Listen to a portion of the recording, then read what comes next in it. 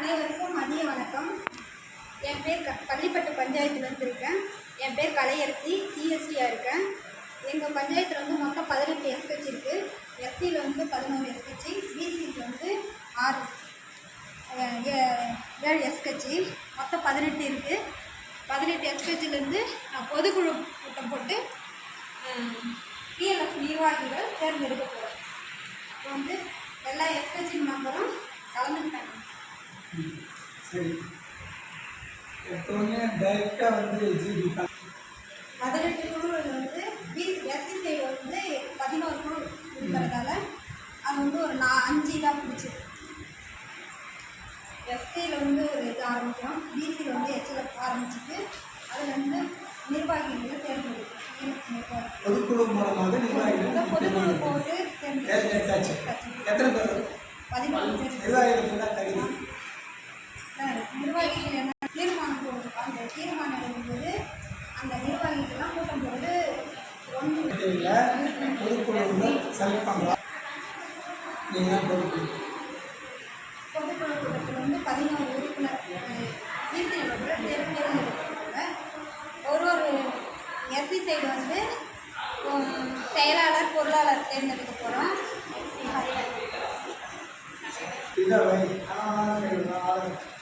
பொருளாதாரம் ஒரு பகுதி இருக்கும். அவங்க யாராக இருக்கும்? இவங்க 2 பேருமே யாராக இருக்கும்? ஏழை தலைவர் யாராக இருக்கணும்? தலைவருக்கு என்னம்மா தலைவர் யாராக இருக்கணும்? அவங்க எந்த இதில் இருந்தாலும் சரி, வசதி படைத்தவராக இருந்தாலும் சரி, அவங்க வந்து ஒரு கௌரவ தலைவர். அவங்க எந்த கேட்டகரினாலும் வரலாம். ஆனால் நிகழ்வுகள் வந்து இன்னும் நல்லது.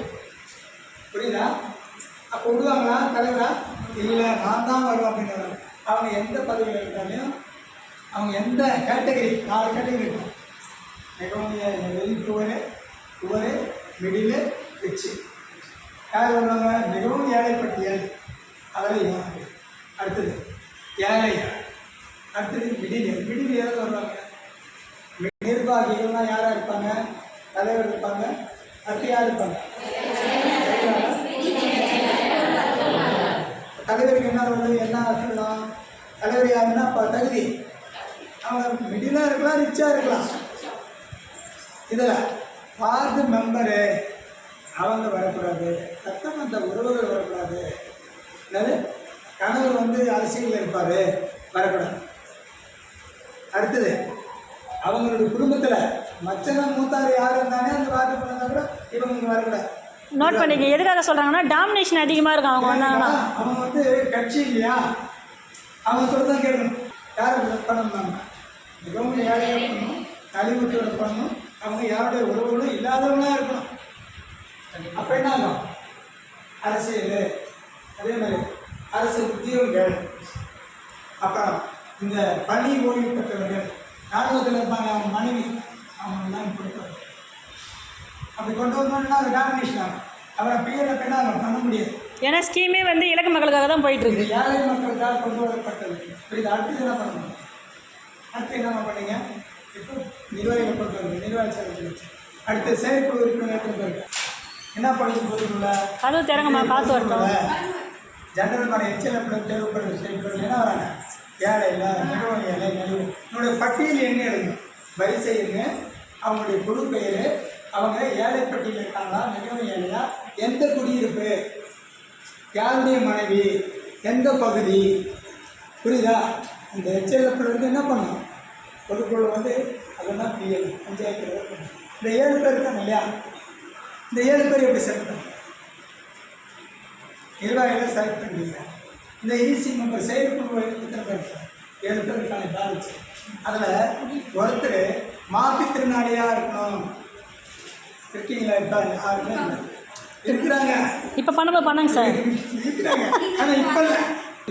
அப்போ என்ன? அது பிஎல்எஃப் மாற்றுத்திறனாளி ஒரு அடியாக இருக்கா? மாற்றுத்திறனாளியில் இருக்கிறவங்களுக்கு யாருக்கு ஒரு சொல்லுங்க, யார் பிஎல்எஃப்ல பங்கு? அவர் தான் அந்த ரெஃபரன்ஸ் செட்டி தான் போய் சொல்லுவார். ஒரு ரெப்ரஸன்டேட்டிவ் எடுக்கணும். அப்போ என்ன போச்சு? 5 பேர் ஆயிடுச்சா? மீதி 8 பேர் இருக்காங்க. 6 பேர் இருப்பாங்க. அவங்க 6 பேர் யார்? செயற்குழு உறுப்பினர்கள் தான். அவங்க என்னவா இருக்கணும்? அவங்களும் இந்த வேலை மிகவும் ஆனால் அடிமட்டவருக்கு கேட்டகரி இல்லை, அவங்க எப்பயுமே வெளிப்புவா தான். பழங்குடியினர் இருந்தால் எஸ்டி, அவங்களுக்கு ஃபஸ்ட்டு ப்ரிஃபரன்ஸ் கொடுக்கணும். பழங்குடியினர் ஈரலர் இருக்காங்களா, அவங்களுக்கு ஃபஸ்ட்டு. இன்னொன்று இப்போ எஸ்சிஏ அவங்களுக்கு ஃபஸ்ட்டு. இவங்கெல்லாம் எதில் கொண்டாடணும், செக் போர்டில் கொண்டு வரணும். இப்போ இருக்கிற காலகட்டம் இப்படி தான் ஸ்ட்ரக்சர். மாற்றி கீட்டி பழைய ஆளுங்களே இருக்கணும், நான் மாறவே மாட்டேன்னா கேட்டுக்கல. 2 வருஷம் ஆச்சா சுழற்சி முறையெல்லாம் மாற்ற பண்ணணும். நோட் பண்ணிக்குமா, இதெல்லாம் சப்ஜெக்ட் தான் சார். 2 வருஷம் ஆச்சுன்னா என்ன பண்ணணும், நீயே மாறி இருக்கணும். எதில் நீ மேலே சீட் ஆகுது கீழே இறங்கி நீ உறுப்பினராக வரணும். அடுத்தது இதுக்கு மேலே என்ன பண்ணலாம், சந்தா பங்குத்தொகை உணவு கட்டணம் கலெக்ட் பண்ணி தான் வரீங்க. எவ்வளோ பண்ணுறீங்க நார்மலாக சந்தா? சந்தா எத்தனை மாதத்துக்கு இது? 1 மாதத்துக்கு. சரி, ஆண்டு சந்தா இருந்தால் 12 மாதம். அது முன்னெல்லாம் வந்து ₹1 போட்டுருந்தாங்க. எவ்வளோ? 12 மாதம். பைலாவில் ₹1 பணம். பங்குத்தொகை எவ்வளோ வரும்? பங்குத்தொகை எவ்வளோமா? பங்குத்தொகைனா என்ன? அங்கேயே பார்க்குறேன், அவங்கள எதுக்கு பார்க்குறேன் சொல்ல. பங்குத்தொகை எவ்வளோமா? ₹100. உனக்கு தெரியுமா தெரியாது? நீ பண்ணல ஊரில் பங்குத்தொகை ₹100 நல்லா புரியுது. சந்தா எவ்வளோ? ₹1 போட்டால் 12 மாதத்துக்கு ₹12. அது ஆண்டு சந்தான்னு பேர்.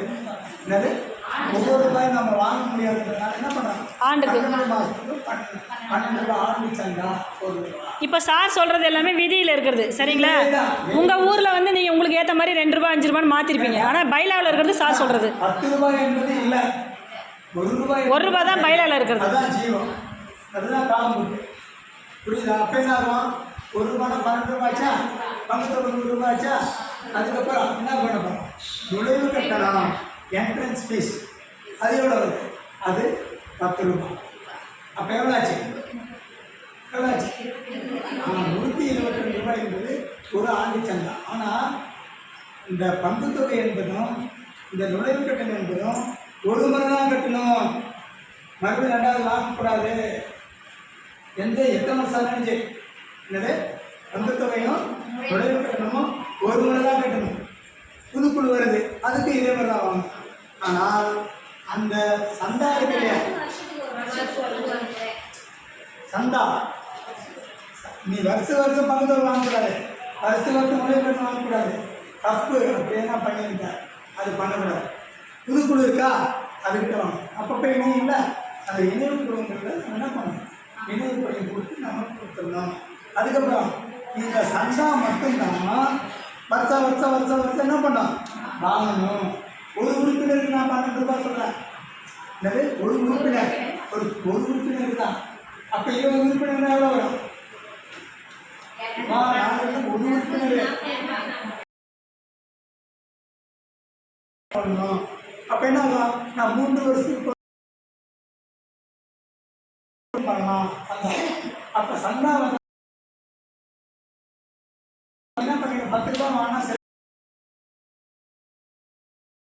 இந்த பணமெல்லாம் நம்ம வசூல் பண்ணிட்டோம்னா கரெக்டு தான். என் குழு வந்து நான் உங்ககிட்ட சேரலை, யாரு சார் பிஎலுக்கு வேணாம், எனக்கு எதுவும் வேணாம், நான் கலந்து போகிறேன், எனக்கு என்னுடைய பணத்தை கட்டணம் பண்ணுறேன். அதுதான் என் பிரச்சனை. அதுக்கு என்னன்னா அவங்களுக்கு நுழைவு கட்டணமும் சந்தாவும் வழங்க இயலாது அப்படின்னு வரி பொதுக்குழு கொண்டு வரணும். குழு கலந்து போனால் என்கிட்ட வேணாம்னா அந்த பங்குத்தொகை இருப்பிட ₹100 அது அதை போல காசோலையாக கொடுக்கணும். புரியுதா?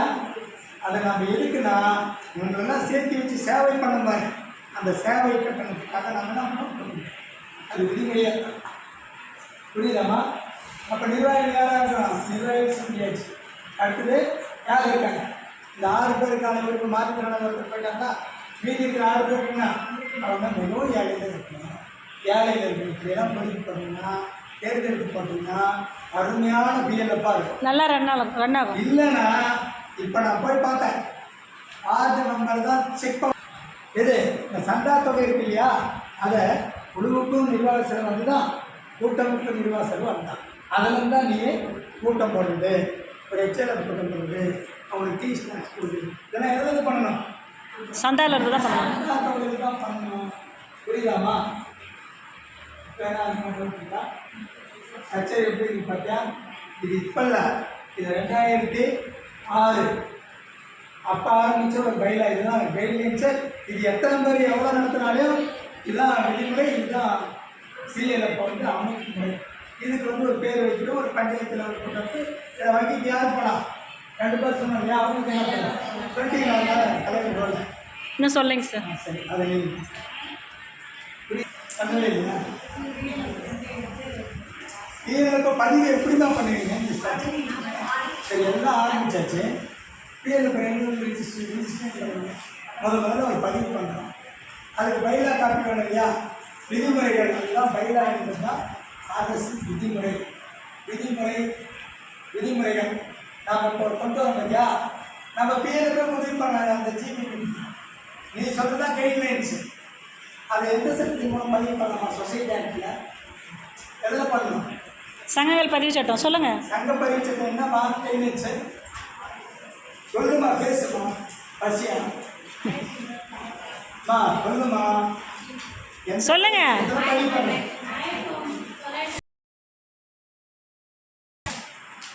இது எந்த ஆக்ட் சொல்லுமா? சங்கங்கள் பதிவு சட்டம்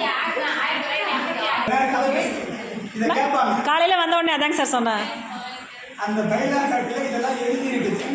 1977 சப்மிட் பண்ணால் நீங்கள் என்ன பண்ணணும்? சொசைட்டி ஆக்டில் பதிவு பண்ணணும். அதை பதிவு பண்ணால் செல்லாது, புரியுதா? அதை பதிவு பண்ணிட்டீங்கன்னா அதை மாற்றவே முடியாது. அது எப்போ மாற்றலாம்? 2 ஆண்டுக்கு ஒரு முறை சுழற்சி முறையில் மாற்ற முடியும். நீங்களாம் எத்தனை வருஷம் அந்த மாறிட்டீங்க? அம்மா நீங்கள் எத்தனை வருஷம் வந்து பிஎல் பிளானாக பொறுத்து இப்போ அதுக்கு முன்னாடி ஏசி மெம்பராக செயற்குழு ஏசி மெம்பராக இருக்கீங்களா? அதுதான் உங்களுக்கே முக்கியம், புரியுதா? இதில் தலைவராக யாரும் செயலாளர் இது பண்ணால் உங்களுக்கு அந்த 2,40,000 மொத்தம் எவ்வளோ கொடுப்பாங்க?